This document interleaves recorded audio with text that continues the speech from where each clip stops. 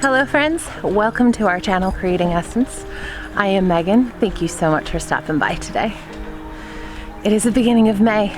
That means today is the May homestead update. I love to do these monthly videos to share with you all what things are looking like right now at the beginning of the month, because things change so rapidly.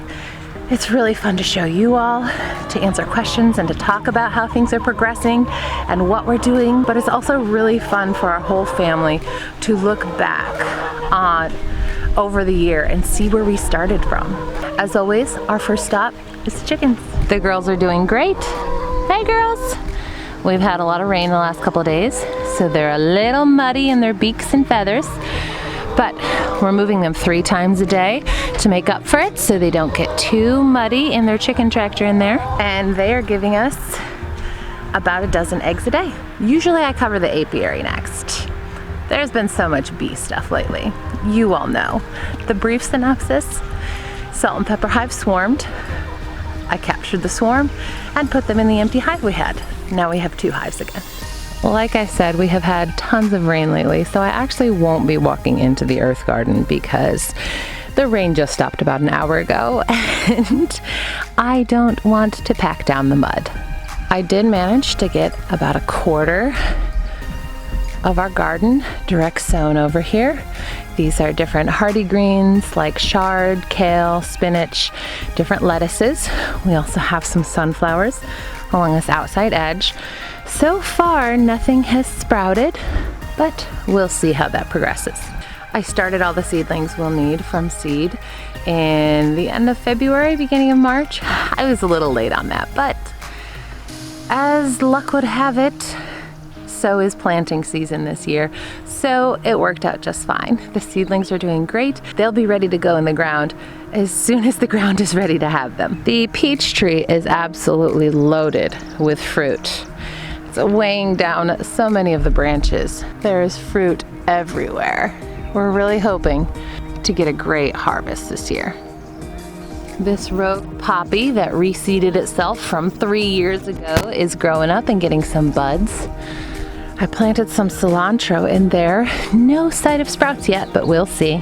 The elderberries are doing amazingly well. We had so many little offshoots coming through the ground around the bush that I posted on my own Facebook page as well as my church's Facebook page asking if anybody wanted elderberry starts, and I was able to give away 38.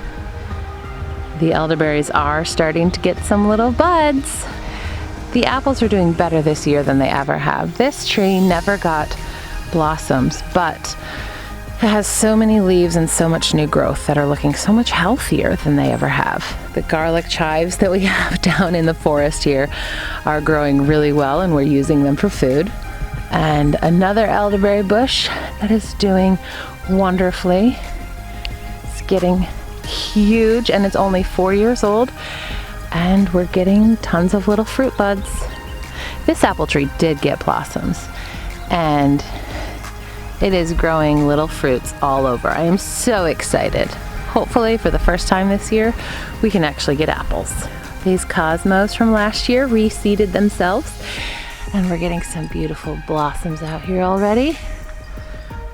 The kids scatter sowed a pollinator wildflower mix in there, so we'll see what grows there. And this is that teeny tiny elderberry that I accidentally pulled up last year and replanted here on the end. And it's doing really well and getting some fruit buds of its own.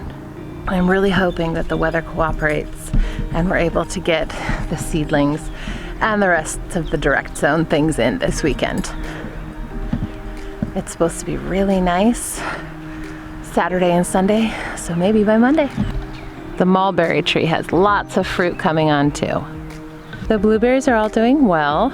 For some reason, my rosemary's feeling sad lately. I'm not sure what that's about. We have lots of little fruit coming on each of the more mature blueberry bushes. We have lots of thyme there growing. I've been using it consistently, and it's still a nice big plant. Our gladiolas and lilies around Asher's lilac are growing up. I'm so excited. They are some of my favorite flowers. Our sage plants have gone to blossom. We have oregano, and I purchased 3 new blueberry bushes from Aldi the last time I was able to get to town, and so far they're doing really well. Some more oregano, some more sage, and more blueberries. I have quite a few herb seedlings growing with the seedlings on the porch that will be ready to plant soon to fill in all those spots between the blueberry bushes so we can keep filling out this blueberry permaculture bed where the herbs and the blueberries will grow permanently. I pulled the cover off of this bed that I prepped for leeks, and hopefully I'll be able to plant the leek starts in here this week. The strawberries in this bed are doing really great. We have tons of blossoms and tiny fruit growing in there. Hopefully we'll be getting strawberries in the next couple of weeks. The strawberries in these 2 beds have had a fight, but they're still trying. The cats have been real punks and have been digging a bunch. In the beet bed, we do have some beets coming, more beets down there, but I think going to need to cover these and reseed them. Same with the carrots, though the carrots fared slightly better. You can see rows and then digging. This bed of peas is doing all right. That one, not so much. Unfortunately, the frost in the middle of April damaged the peas. I have never seen peas that are made for cold weather get damaged by a light frost, but these ones did. This is one variety from Baker Creek. I can't remember exactly which. And this is another, and clearly this one did even worse. It completely killed most of the plants and damaged those that are still living. Definitely won't be planting that variety again. Looks like our bird feeder needs to be filled again. Raspberry beds are doing really well. The peppermint that we have in this end is just taking off like wildfire. I was able to dig up some of these little shoots and take them to a friend for her to grow. And the raspberries, they do need to be weeded and mulched again for the year, but they're doing really well. They're putting off so many new baby raspberry plants, and the more mature canes have fruit coming up all over them. Every time we get a storm with any decent wind, the taller canes fall, so I just come out and set them up on the wires again. Eventually they'll be tall enough that they can hold themselves. This crazy red viney variety of raspberries we have never gotten fruit from, but I noticed they have what looks like might be clusters of blossoms coming. I'm not sure. We will wait and see.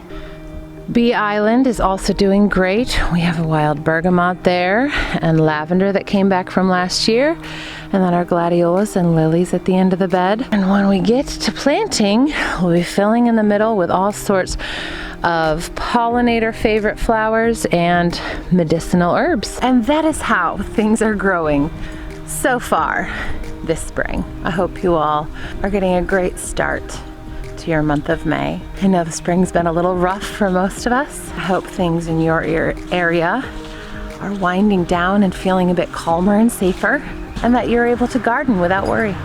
Thank you all so much for hanging out with us today. As always, if you like this video, give us a thumbs up and subscribe to hang out for more.